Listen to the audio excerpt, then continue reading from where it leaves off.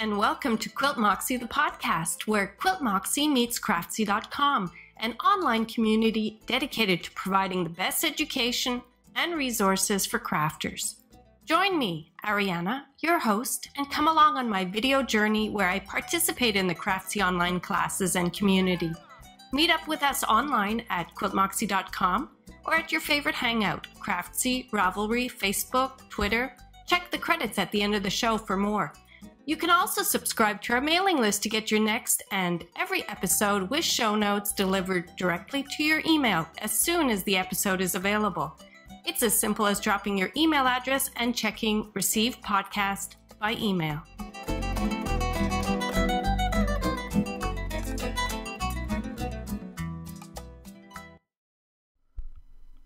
Welcome to episode 18.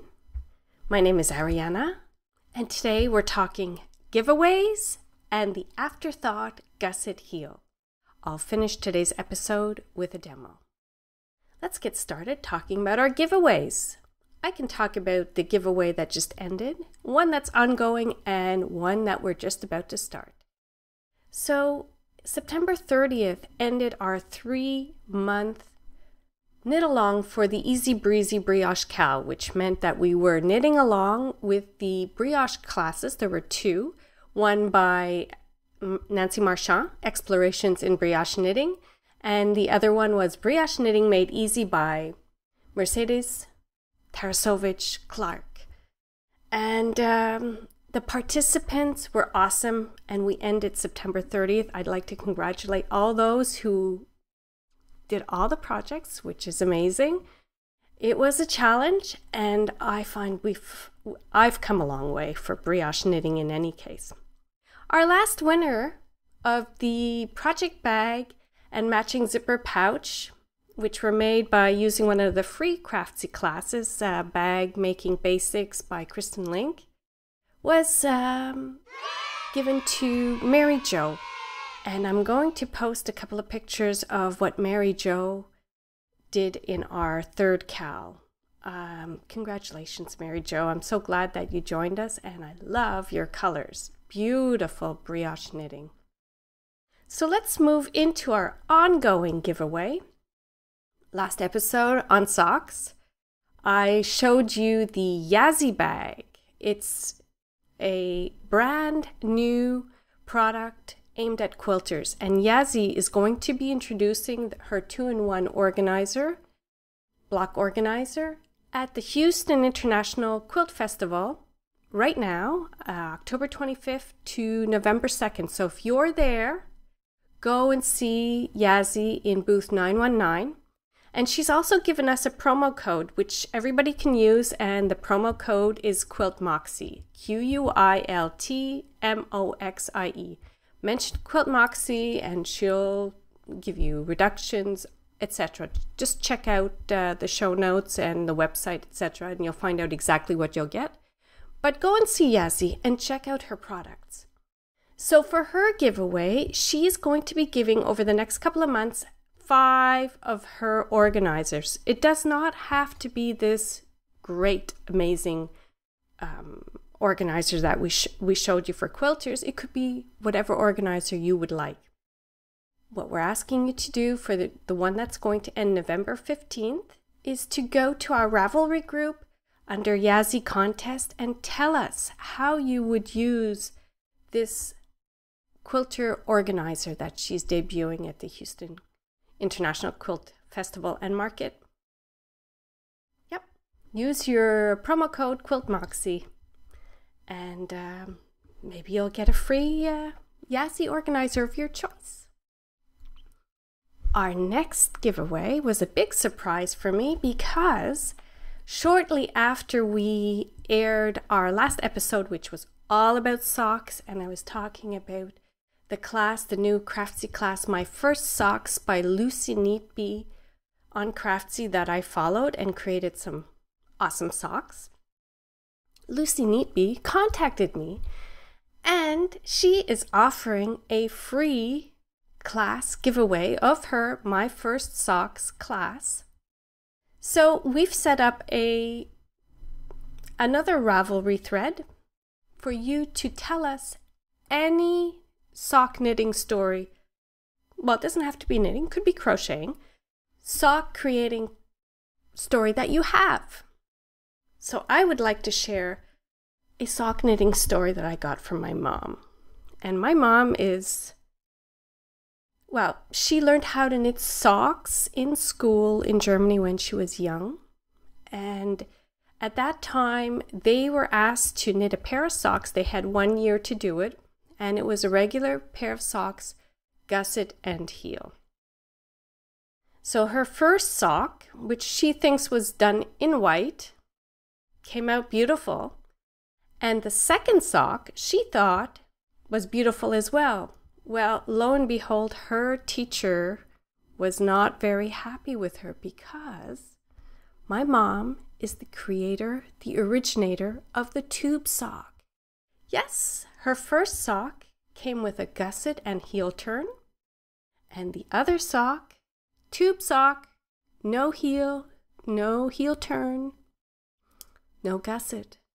So when I asked my mom what it is about socks that she likes the least, she told me it was the heel. She does not like knitting the heel. Maybe that's why she did the tube sock. I don't know. In any case, what we're here to do today is the Afterthought Gusset heel. So basically, just like my mom, you can create yourself sort of a tube sock and then come back afterwards and put in your heel flap and heel turn. And that's what I'd like to talk about now. So at the end of this episode, I'm going to add my little demo where I actually used the socks from the class My First Socks by Lucy Neatby, and I did the Afterthought Gusset heel. And let me show you. So this was the first sock that I did, and I showed that on the last episode. And this is the actual sock that was done when I was recording the tutorial. I was so surprised that it takes so long to actually knit in a gusset, a heel flap, and a heel turn. So when you look at the video, it is, I think it's 33 minutes. But I do every row.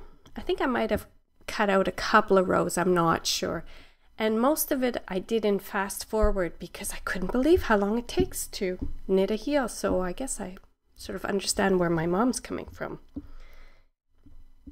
But I thought it was important to show everything I did when I put in my Afterthought Gusset heel. So for those of you who are interested, you've got 33 minutes of me doing that entire gusset heel, all the way to the grafting at the end.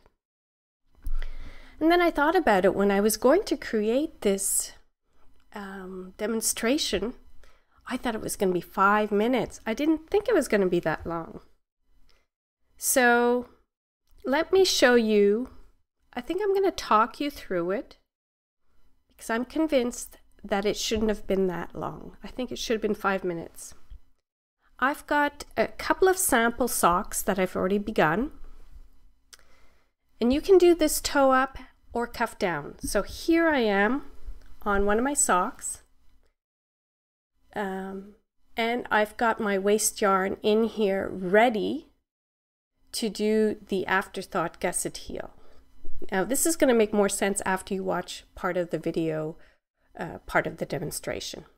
But basically, what needs to happen for you to do your gusset, Afterthought Gusset heel, is you're going to, this one is done cuff down. Yeah, cuff down. So you stop exactly where you want to put in your heel on the top of your instep, at the end of your instep, and along the back of your leg, you're going to put your waste yarn in. And I put 4 rows of waste yarn. You could put more, it depends on what you want to do. So the first row, you're just going to knit across the back of the leg and purl back. It's the third row where you either increase or decrease the number of stitches that you're going to need to end up with for your sole stitches. So The back of this heel should have been around 24 stitches, and I know that my pattern tells me that my sole stitches will be 16. So on row 3 that you're going to knit, you're going to knit 2 together, knit whatever combination so that you end up with those 16 stitches. And then you purl back. And then you tie it in a bow so that your waste yarn threads don't get in the way. And then you're going to pick up your instep stitches again, or your instep, wherever your working yarn was, which should have been at the end of the instep. You're going to cast on the number of stitches you need for your gusset. And in this case it was 15, so I cast on 15, whatever cast on you like. Then I knit across the 16 stitches, across your waste yarn. I cast on for the other side another 15 for the gusset. And now I'm back at the instep, and then I knit the rest of the sock, decreasing the gusset stitches as you do. And that's it.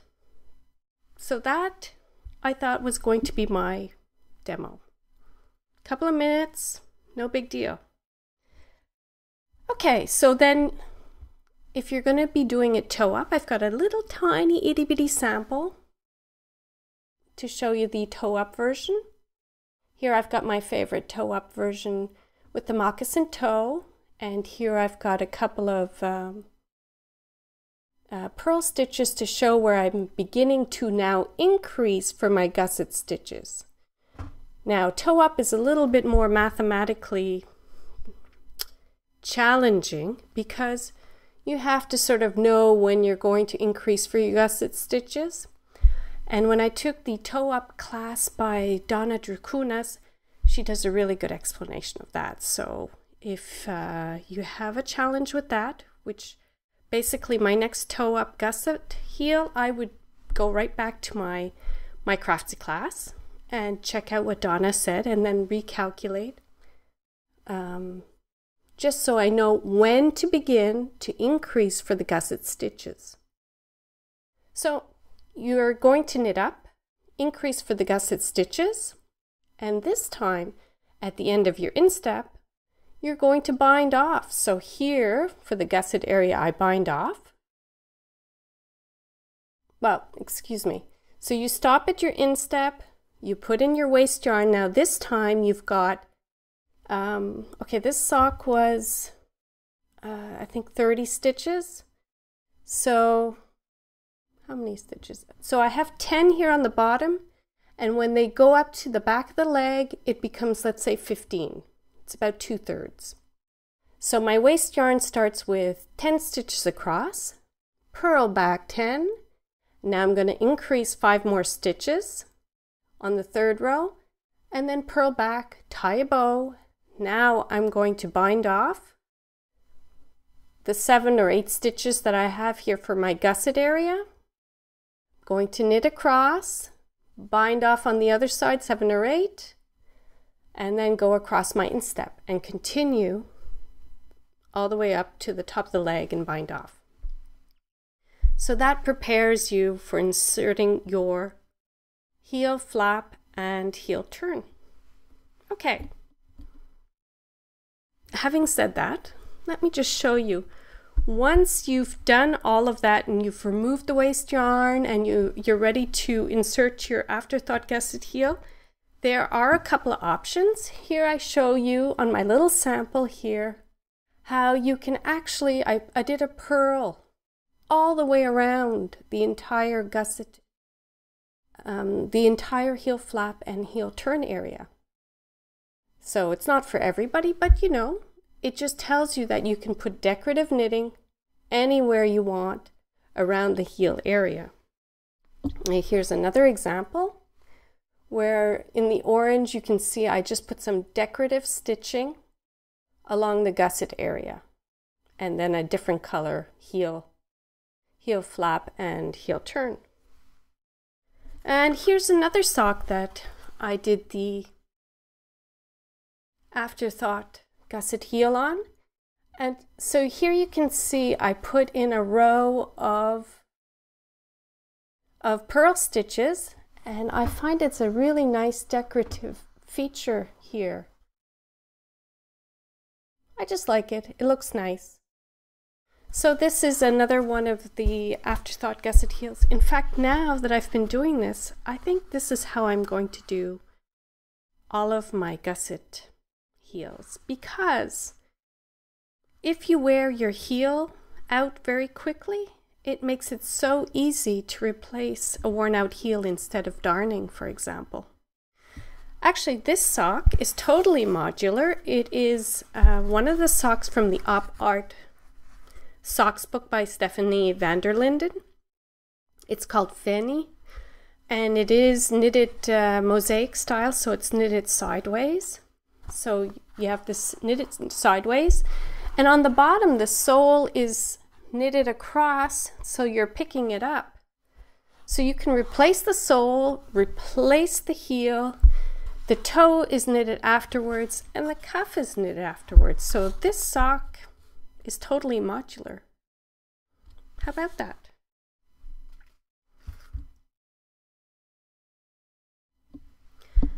So let's get into our Afterthought heel with a gusset demo. Enjoy! An Afterthought Gusset heel. That's what we're going to be demonstrating today. And I'm going to begin this demonstration just where I'm about to install the waste yarn, where we're going to end up putting in our gusset heel. You'll notice that you're going to use waste yarn and 4 stitch markers. I'm going to knit in my first row across the back of the leg. You can see that here with the neon green waste yarn running through the middle of the back of the leg. And a lot of this demo has me doing backwards knitting. I like to do a backwards purl, and of course I also do the backwards knit stitch across instead of turning my work, so be aware of that. Here I am backwards knitting or purling back the second row of waste yarn.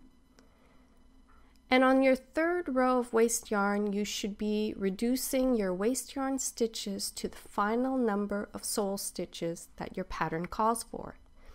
So in my case, because I have 24 stitches on the instep and the back of the leg for a total of 48, I should have had roughly 16 sole stitches. But for this demo, I have 24 stitches on the sole and 24 stitches on the back of the leg. And here we are backwards knitting back across the 4th row. When I get to the end of the 4th row of my waste yarn, I'm going to tie a little bow into it, which we can easily untie when we're ready to take out the waste yarn.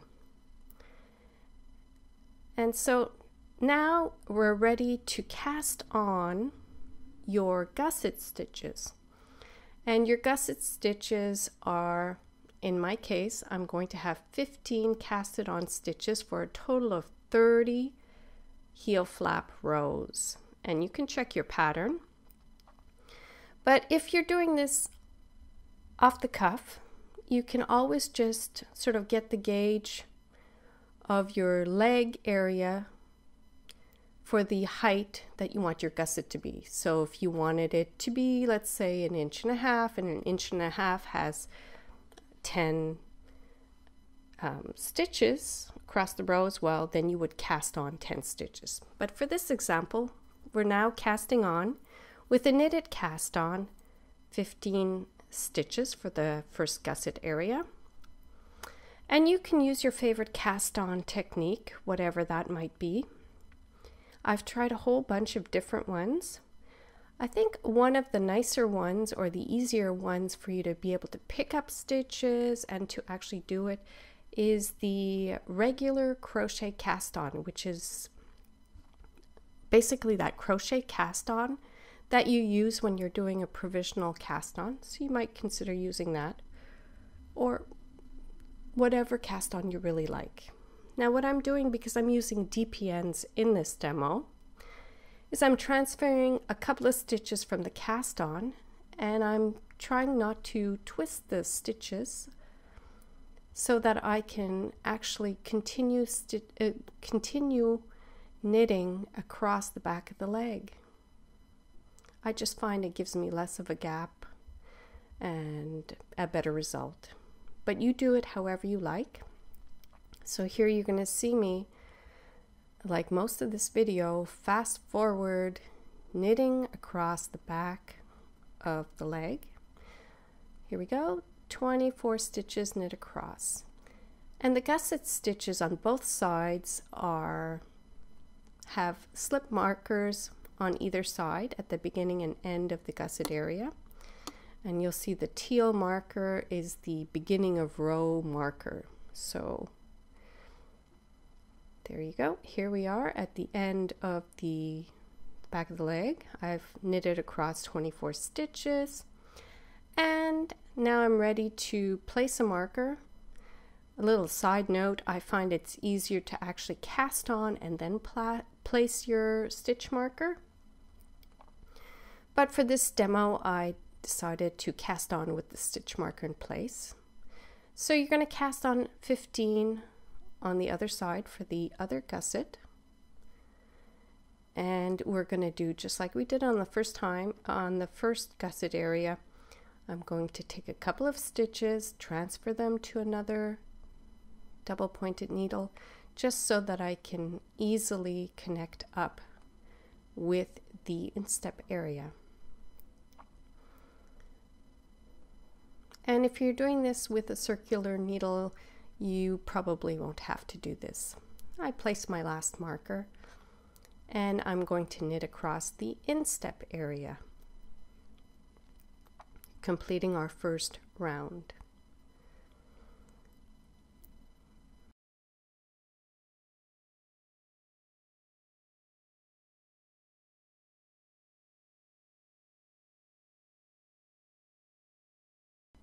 And so we're completing our instep stitches.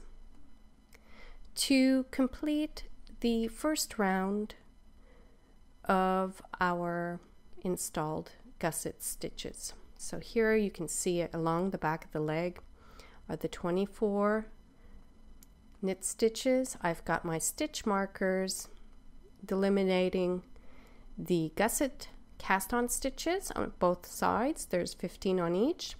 And my sole stitches, which are 24 stitches here, but probably should be 2/3 of that, 16. And your pattern will tell you that. Here you can see I'm knitting to continue my sock by reducing the gusset stitches just like my pattern tells me. And when you complete your sock, it'll look somewhat like a fish.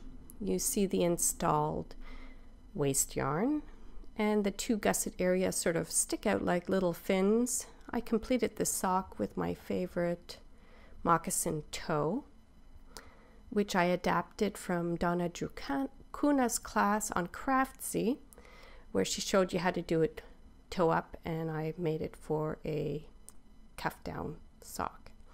So here I'm picking up a DPN, and in your case you might want to consider using a bamboo needle instead of a metal needle, which is usually a little more slippery.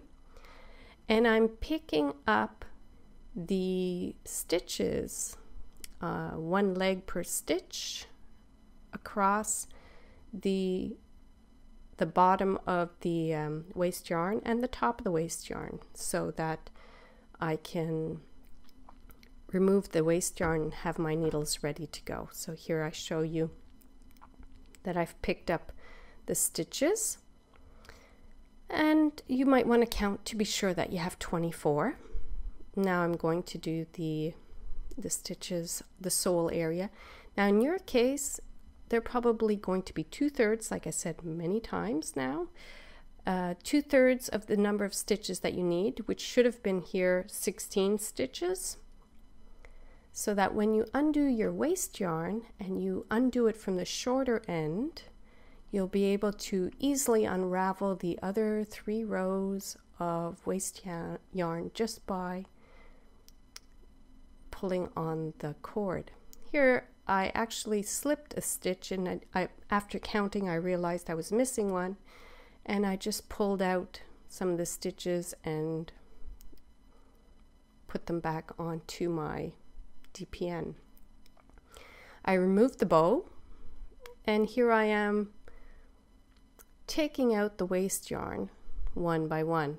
Now, when I'm not doing a demo, more than likely I'm grabbing the biggest scissor I have in my studio, and I just basically cut across the middle of the stitches and end up with a lot of yarn fuzz. It's not as clean looking, but it does go a little quicker. But this is quite quick. So here you see I'm removing the waste yarn on the sole area. And then when I pull, after it's opened up, the yarn will unravel the rest of the waste yarn. Here we go. Here it is. This is where your gusset heel is going to go. Ta-da! Just pulls right off. So now we're ready to install our Afterthought Gusset heel. You're going to pick up your gusset stitches with your, in this case, a bamboo DPN. And when you're picking up stitches, or I find that it's easier to do when you're using a smaller needle than the needle that you knitted it with. So I'm using a smaller needle, the DPNs on the gusset stitches, because the gauge of your fabric is determined by the needle you knit with anyway. So I've picked up, and now I'm knitting my first row, and the first row goes a little bit slow because I make sure that my stitches that I picked up are mounted correctly. And at this time, when you're doing the gusset stitches, you might even want to twist your stitches to have a tighter row, the first row. You can also knit in a decorative band that you can have go all the way around your gusset heel, or just along the gusset area, or even on the bottom of your sole area. It's up to you. You can put in a couple of rows if you want. Okay, so we've knit across the back of the leg. Now at this point, I like to use a circular needle to do the two gusset areas, the instep, because what you're going to be doing, beginning at the back of the leg, you're going to be knitting each gusset stitch together with the last stitch of the back of the leg. So here I am.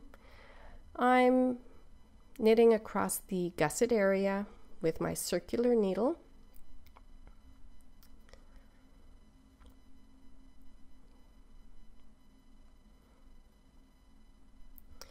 Really, when you're doing an afterthought heel, it makes your sock kind of modular.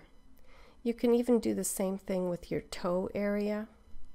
And then should you get holes or what have you in your toe area, it'll just be a matter of removing the toe area and replacing it. And we're coming across the instep area.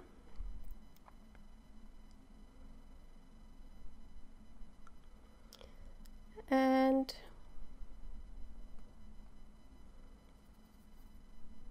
we're going down the other gusset. Now at this point,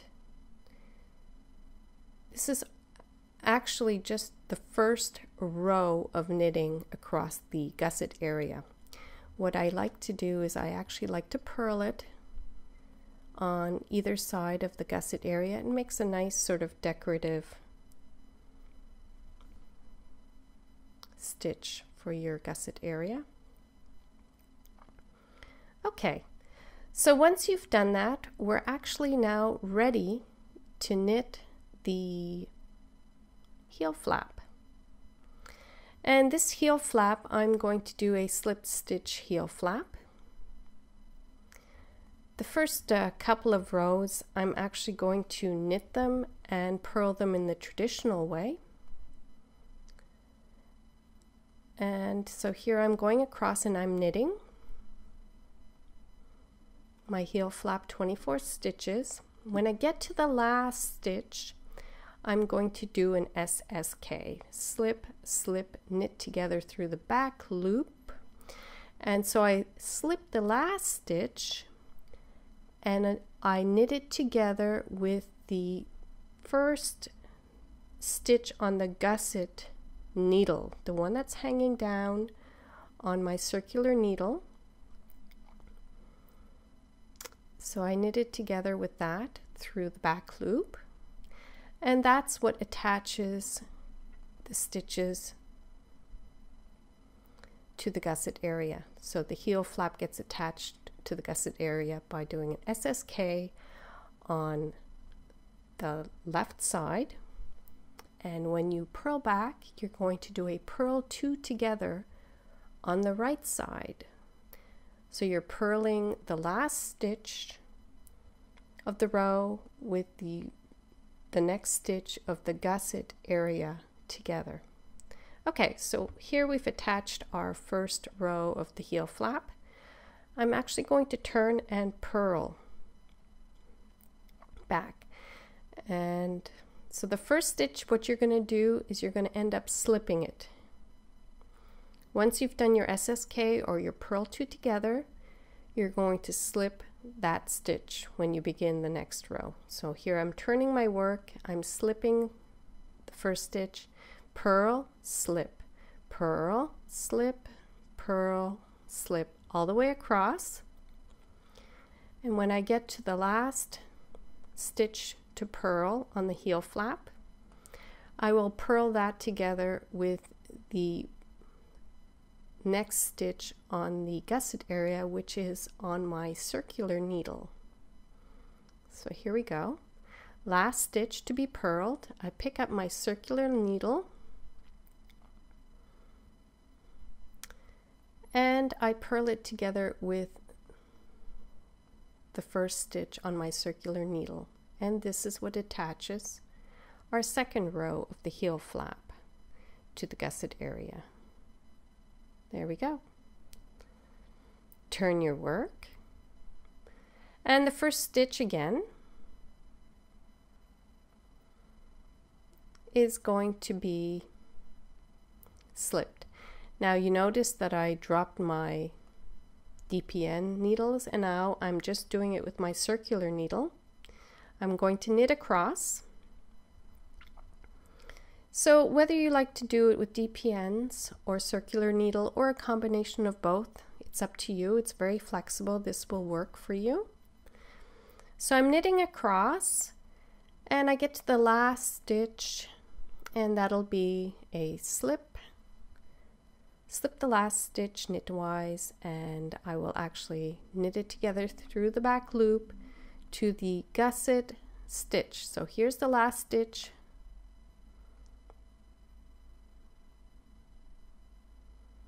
And knitting it together with the last stitch. Then you turn your work, slip the first stitch that you just did the SSK to, and I'm going to purl slip across that row. Now, if you're somebody who doesn't like to purl, you might consider doing your slip stitch heel flap this way as well, because basically you're purling half as many stitches and the other one gets slipped, and then when you turn it, you're just knitting across. So this is an option for people who don't like to purl. I'm just about to continue doing the heel flap, but you'll notice I'm going to be knitting backwards, which means that I'm going to knit across, but I won't be turning my work from here on in. All right, so we're at the last stitch which we're going to purl together with the stitch on the gusset area. And we've attached another row of the heel flap to the gusset area. So here we go, slip the first stitch and knit across.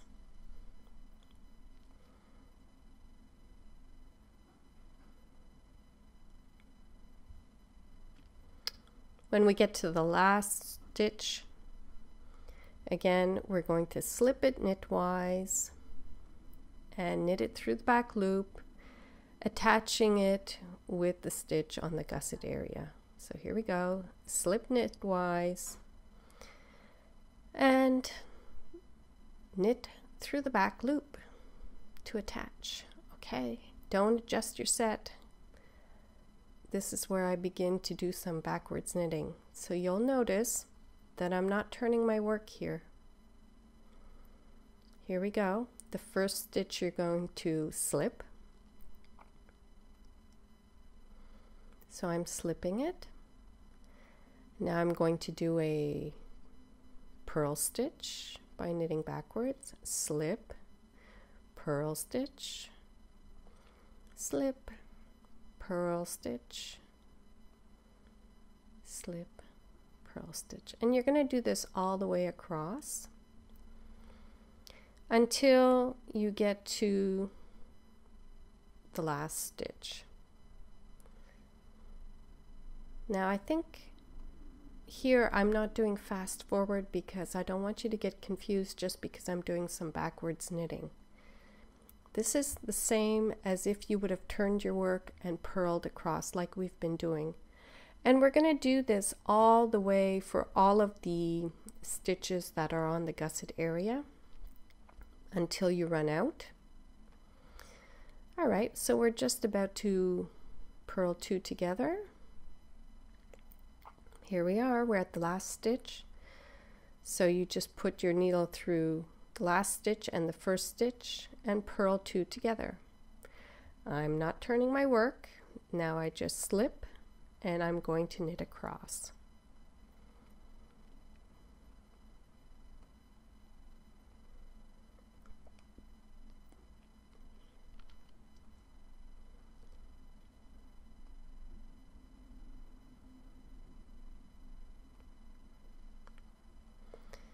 So there we have it, last stitch, slip, and knit through the back loop.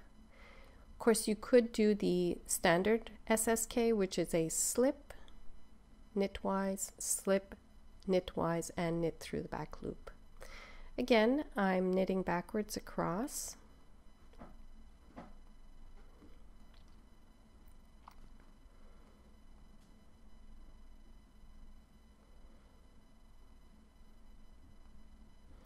And when you get to the last stitch, that gets purled together with the next stitch on the gusset area.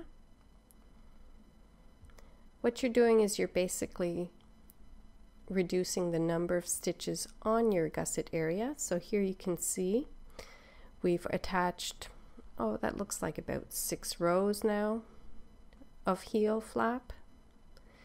And what it's doing is it's reducing the 15 gusset stitches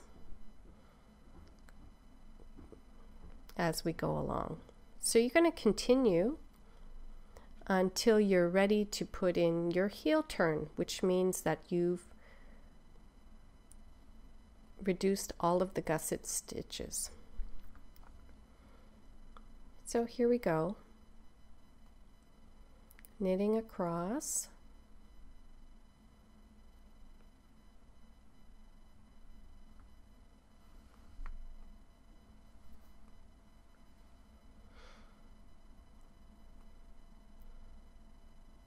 And a slip, slip, knit,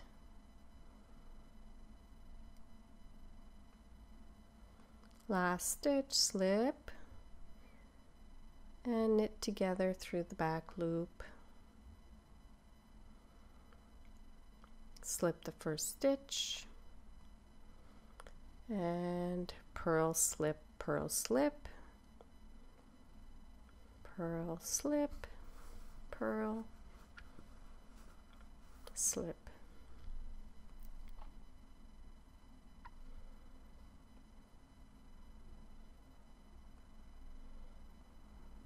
And we're going back across.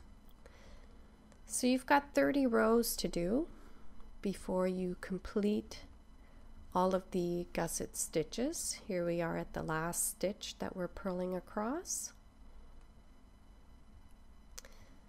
And we're purling 2 together.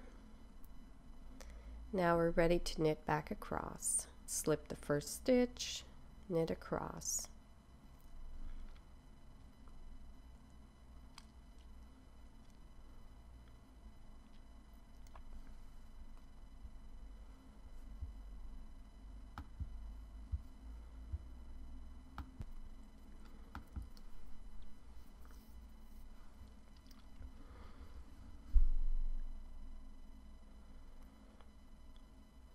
Knit through the back loop, slip the first stitch, purl, slip across.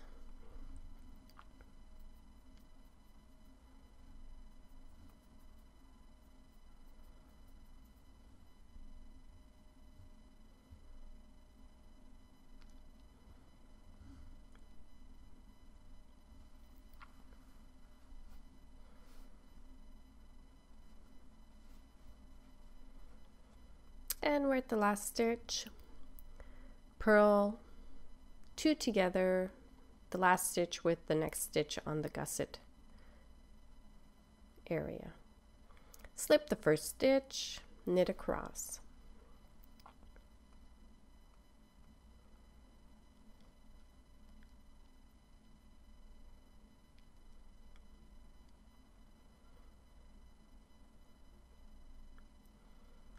Slip, slip, and knit through the back loop. I didn't realize how long it does take to actually knit a heel. And when I asked my mom what was her least favorite part about knitting socks, she told me right away, was the heel and the heel turn. So that's why I decided we were going to do an Afterthought Gusset heel. Here we go, purl 2 together, slip, knit across.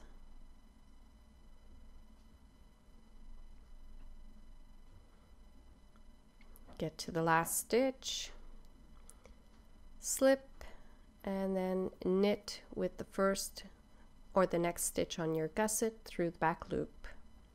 Slip, and knit with the gusset stitch through the back loop. So you can see that the gusset stitches are reducing, and what you're going to do is you're going to complete the rest. Here you can see your slip stitch heel flap developing. And I've gone a little bit fast forward in my demo video just so that we're not going to be watching, even in fast forward knitting, back and forth, a heel flap.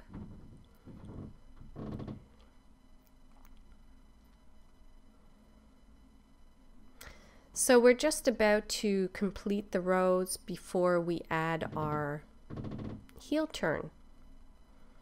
And again, you can see here that very 2 last purl 2 together stitches. You have no more gusset stitches on the right side, and you're going across.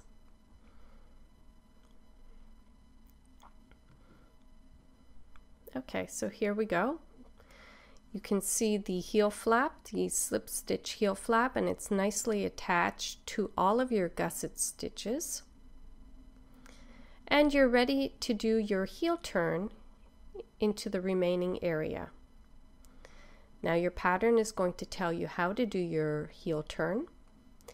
And what will end up is you'll start with your 24 stitches, and your heel turn will reduce to the number of stitches in your pattern.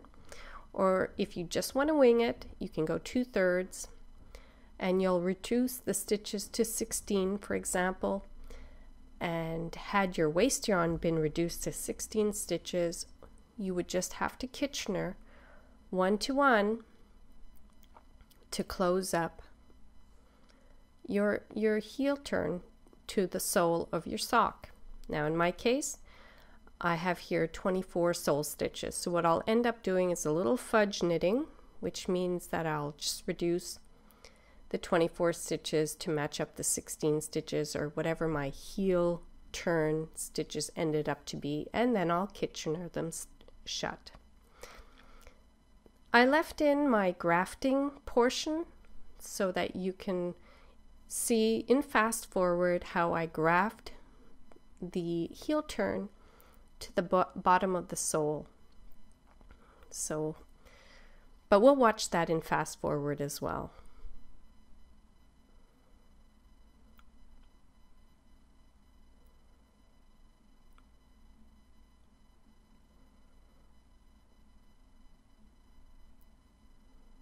Okay, here's my very last row.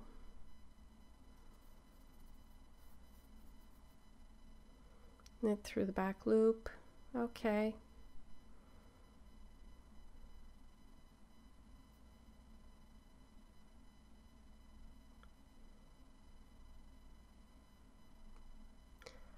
Now for this particular sock, I did not do any compensating stitches to close up any holes, because part of the class that I took with Lucy Neatby, my first socks, she sort of suggests that you might want to leave some of the holes and just sew them shut when you're doing your finishing details, which is what I did for this sock.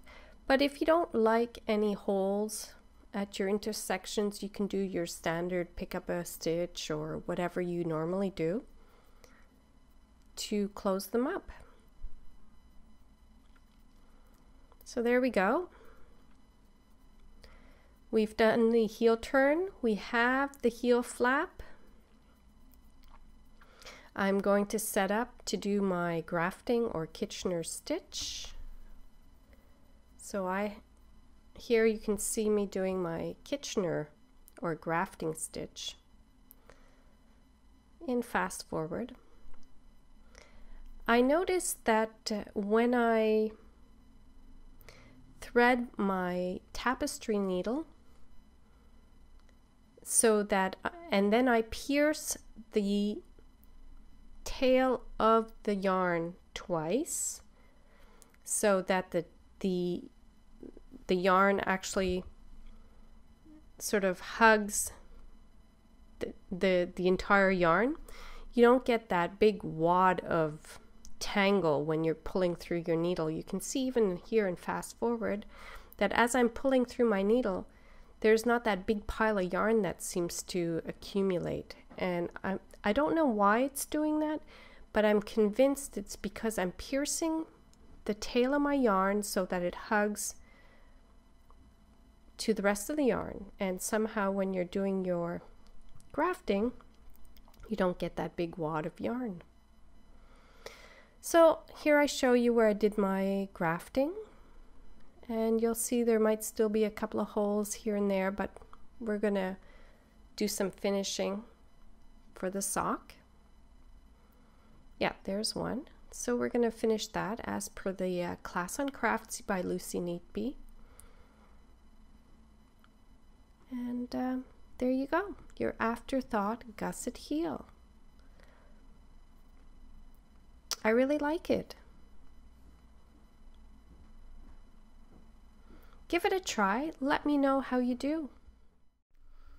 So I hope you enjoyed that demo, and let me know if you give it a try for your own Afterthought Gusset heels, how that goes. I would be really interested.